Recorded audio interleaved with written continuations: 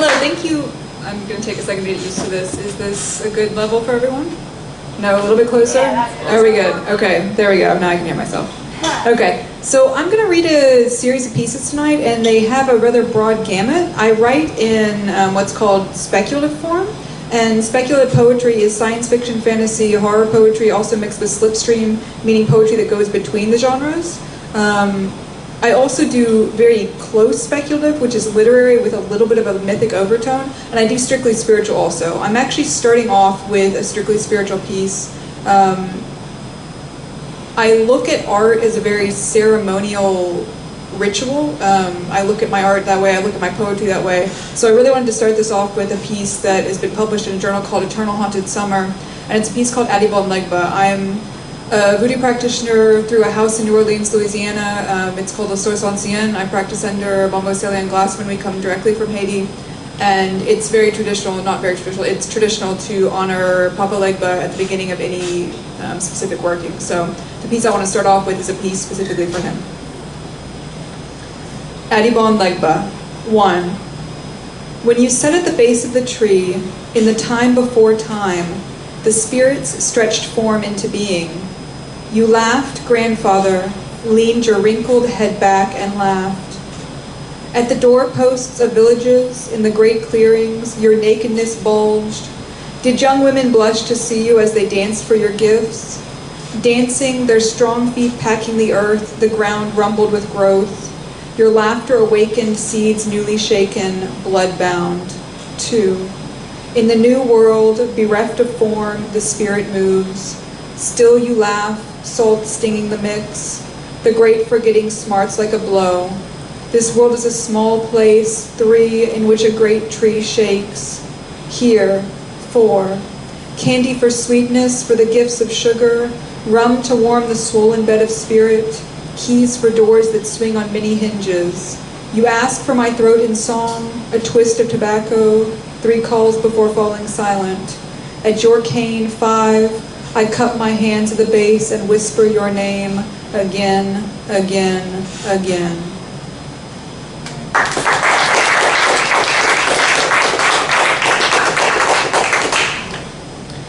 This next piece is from a journal called Cascadia Subduction Zone. They're a very lovely speculative feminist journal, and it's called Coral Bleaching.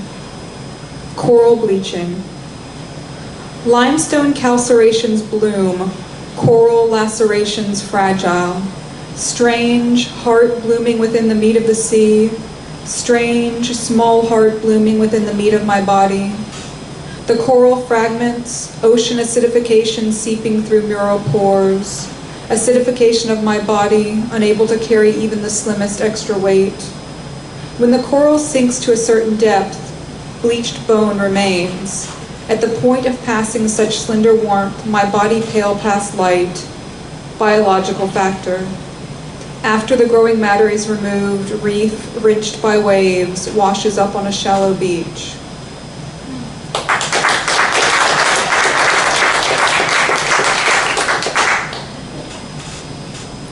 This piece is one of my near speculative works. It's I like to do a lot of metaphoric take on modern struggles, so this is one of the pieces that has to do with more of modernity and how we fit in such very difficult times of disparity. It was published in Punch Nose.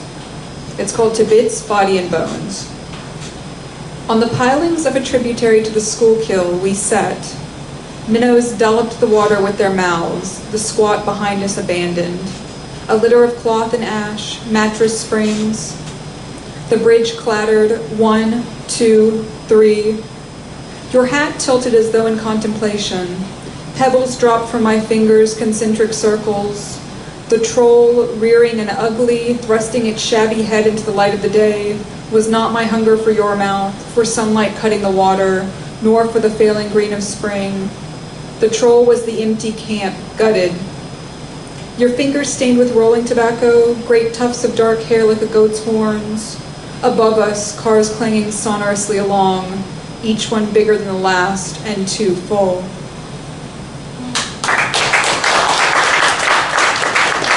Product placement time.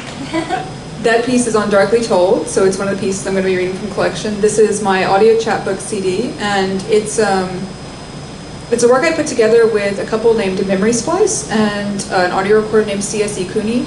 We did an orchestral score that goes along with the poetry, so it's actually poetry recorded with music. You can hear the poetry by itself, the music by itself, or everything mixed together. We're actually out in Spain also. You can hear me in the club. We have a remix. And people are actually dancing to us, so it's really cool. You can, on here is the bonus track, Ratcatcher, which was remixed. So anyway, that's Darkly Told, and it's only $10. Yeah. $10, and then okay, and on we go. I grew up here in Huntsville. We moved here for my mother's work. She's a NASA engineer, and so I wanted to put together a piece for her about her work. She is a metallurgical and materials engineer, and she worked in a lab at NASA, and I really wanted to write about what I saw as a child, which was going to her lab on Take Your Kid to Work Day. And seeing like kind of the work she did. So I was really thinking about what it was to be a female engineer, what it was to like work in NASA in a place where you're constantly getting money for your work, but you're constantly getting your work axed at the same time because it always changes with the presidency. So I kind of wanted to write about what it is to have these projects in motion, not have them completed.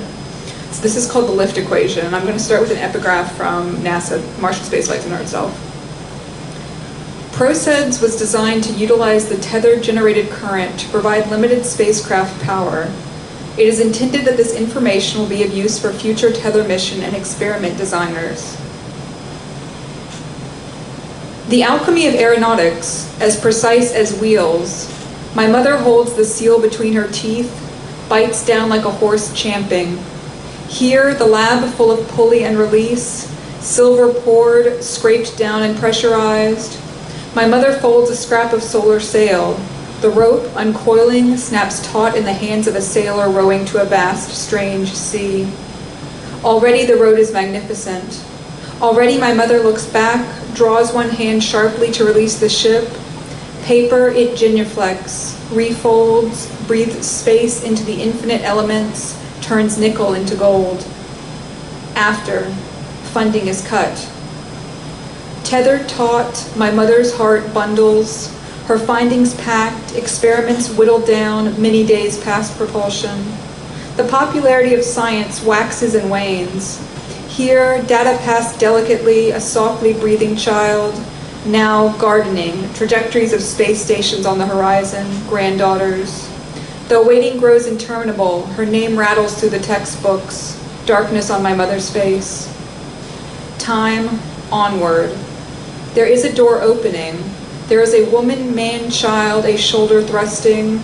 At the breathing entrance of space, the explorer pauses, wiggles a booted foot over the frigid maw of stars.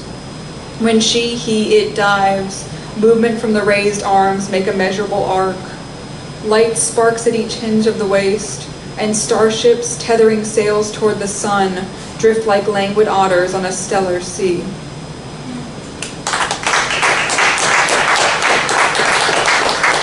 That piece was picked up by Abyss and Apex. I have, like I said, I write predominantly, well, I write speculative and literary works, and that was one of the speculative pieces that was picked up.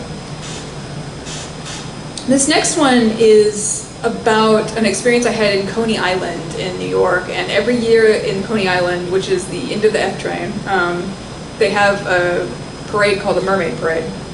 And it's this wonderful thing where everyone who wants to be a mermaid decks out in whatever regalia they have, all of their makeup, all of that, and parades down the boulevard to hundreds of pictures and cheers and everything else. So one year I was with my boyfriend of the time, and we decided we would go and be in the parade, so this is what that's about. It's called Once I Was a Mermaid. Once I was a mermaid with other mermaids, decked out and parading down the boardwalk. My gown trailed me, a tail of cerulean. My cheeks the color the sky glistens when it strikes the ocean. Early that morning, the day the parade flooded the streets with sea wreckage and freaks, with connoisseurs, my lover finished painting on my face. His hat leans sideways, parrot feathers brassy as beetle wings staining his head. Two women dressed as crabs scuttled down the lane before us. My mouth blue bubbles, small tender O's exploding. 7 moves later, 3 states, the gown still hangs in the folds of my closet. When I take it out, my soul, like some glass weight washed on the sand, shivers, a great breath of wind. Often, I see a dark fedora tumbling past me to break against the waves. Often, I see mermaids trailing riotous hair, their mouths unmoved by pity or the dark heart of the sea.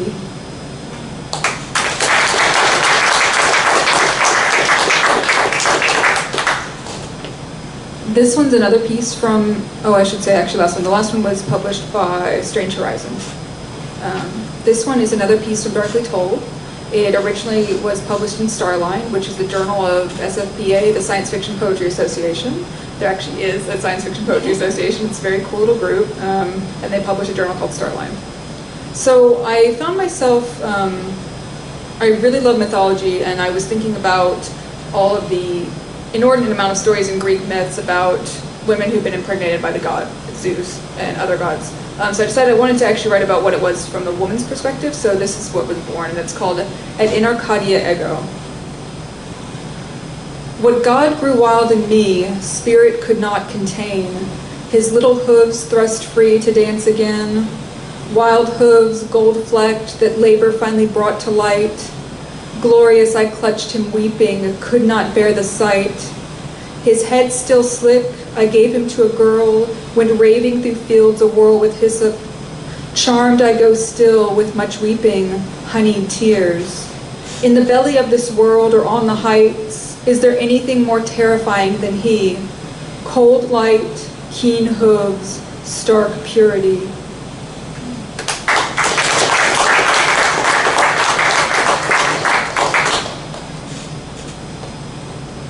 I also have, I have a strange, not a strange focus, but I have a focus on spirituality that comes up again and again, and I find that I use it in even the most bizarre places. I really needed to write a Jack and the Beanstalk poem, but the Jack and the Beanstalk poem, I needed to go into a specific character, and I needed to talk about the cow in her own right. She only comes up at the beginning of the story, but she's an interesting character, so I need to tell her story, and I need to tell it in a little bit of a different slant. This one was published in Paper Crow.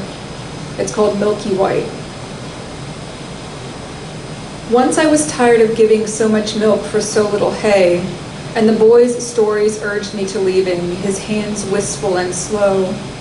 When a cow stops milking, there is only one fate, waiting for the Brahmin's white flanks, one soft low. Even though I knew this, even though his mother wailed, I went obediently to the yoke, unable to do otherwise. Though hard-handed men often wield knives, the boy was still so trusting on the road, so cowed, all for 5 magic beans. Like a tendril pushing through soil, the exchange as deliberate, Jack climbed off. And now, hearty soup bones stretch my flanks, my back still strong enough to ride, put me to pasture with a child, dancing as I plow.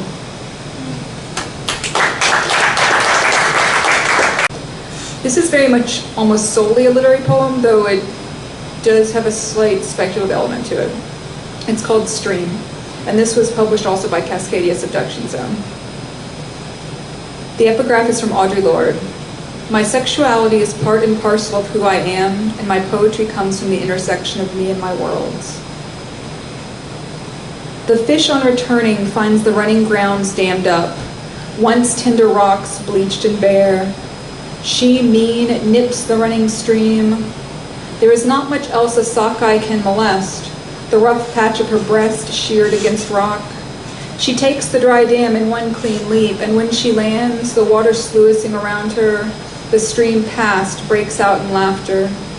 I too take this stream, find the rocks hard women moaning my name, but I have my biological need.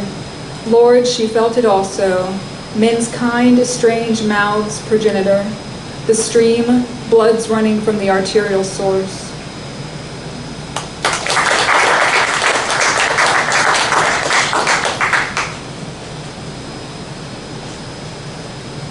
This piece is from Expanded Horizons. It's called An Herbalist Loves. I needed a rather in-depth meditation on what would actually happen if an herbalist fell in love with their herbs. So this is what I got. An herbalist's loves. 1. Bog asphodel found at home. A common girl, wet-heaved, with all the supposed charms of moist matter. Her thin mouth hissed in a tonal scale.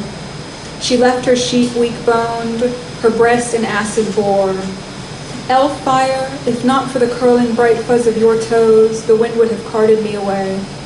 Seldom have I slept at scantier roadsides, burrowed my head in such dry dirt, waked so in need of water. 2. Yellow rattle, what need did you have of me? I met you by the seaside, rollicking in a gang of well-dressed men. Your hair shook, loose and yellow. Dry, how dry you were.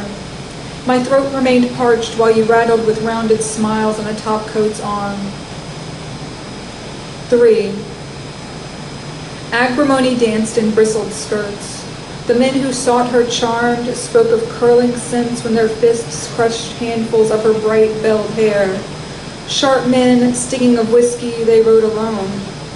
Wild, wood-racked woman, the apricot stain of your mouth sank me, spurred my night fits into succor, drew me stumbling home.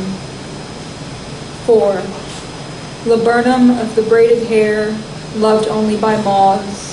Can you sleep away thirst, the rattle of a filled seed, the residue of yellow-orange fruit? If so, I will make a flute of your thigh, tangle in your piping yellow chains, inlay my heart with your name, and drink you dry.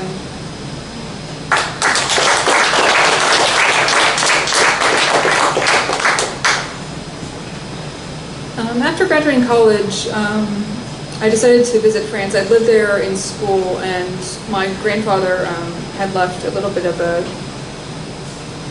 whatever the term is for what you leave when you pass. I can't think of it at the moment, but yes, inheritance, thank you. He left a little inheritance, and I decided that I was going to take it to France with me. A friend at the time was doing a production of Bernard Murray Coltez's play Black Battles with Dogs, and they were doing the production in Brittany, so I decided to go and visit the town I lived in, and then I decided to head to Brittany. In Brittany, I met someone who would become a very dear friend of mine, and I wrote this piece for him. He was at the time a very devout Muslim, and we struck up a really dear friendship. It's called Where the Rabbits Run Near the Shore. From Hartsfield Airport, I emailed my mother. When this message arrives, find me in France. Don't bother writing, I'll be out of range. First Lille, then Brittany, where time grew strange among the rabbit runs and shattered boulders, moss-covered gateposts, empty fields.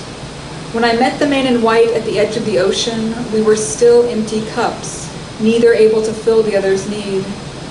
He prayed, his mouth ripe with lavender, while I listened in the dark. I imagined my mother calling, my father's strangled fists. Now I cannot tell you if we touched or standing as we did, our distance echoed.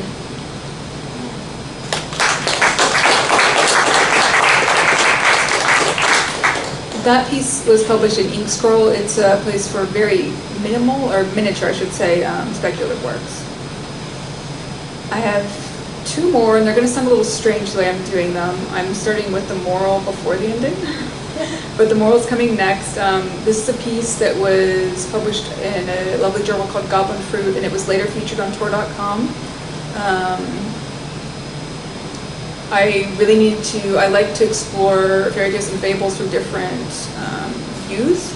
So I wanted to look at The Boy Who Cried Wolf in terms of who was left behind, and that's where moral came from. This one's also on Darkly Told, so it's also part of the suite.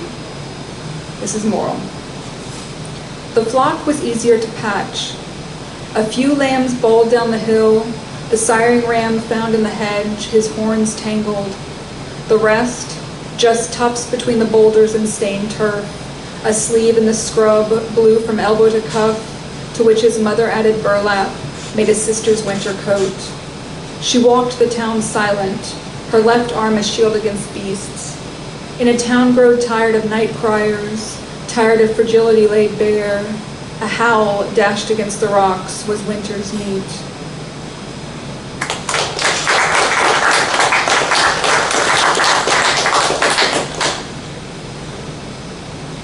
The last piece, it's kind of a cornerstone to the beginning. Farid Uddin Attar, or Attar Nishapur, and I'm probably messing up his first name, he's really famous for a book called The Conference of Birds.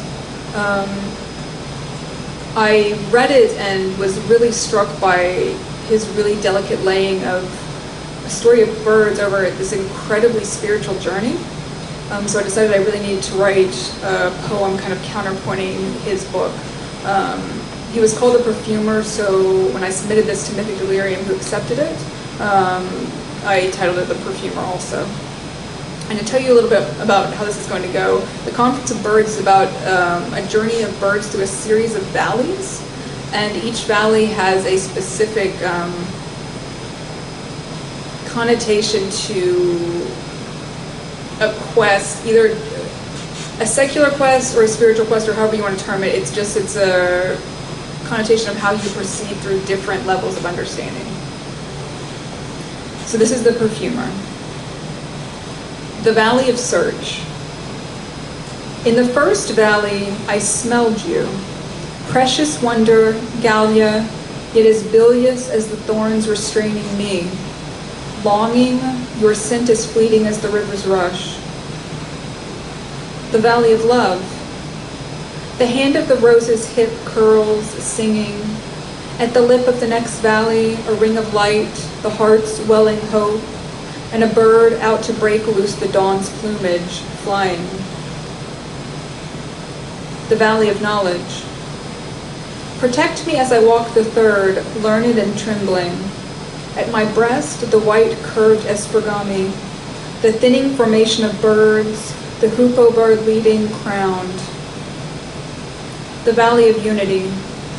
As though entering a caravan, son of the Father, the scent thickening on burners, resinous wood, this fourth valley, the joining of hearts, a journey just one. The Valley of Contentment.